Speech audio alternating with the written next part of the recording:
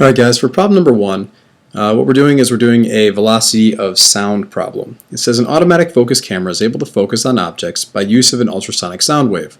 The camera sends out sound waves that reflect off distant objects and return to the camera. A sensor detects the time it takes for the waves to return and then determines the distance an object is from the camera. If a sound wave returns to the camera 0.115 seconds after leaving the camera, how far away is the object? So we're going to use the equation v equals d over t, where the velocity of sound is going to be plugged in for v, the distance from the object to the camera is the distance d, and the time it took is the time t.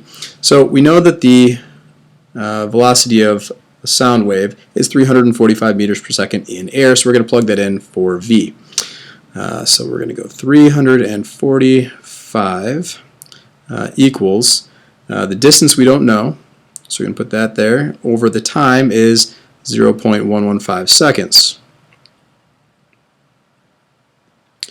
So from here, if you need to solve for d, all you have to do is multiply both sides by 0.115. So in my calculator, I'm going to put in 345 times 0.115, and that's going to give me that the d in this problem is equal to 39.675.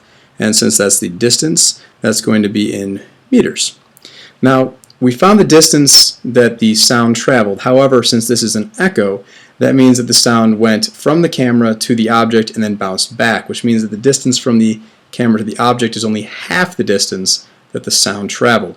So what I'm going to do is I'm going to divide that number by 2, and I'm going to get that the actual distance from the object to the camera is equal to 19.84 meters.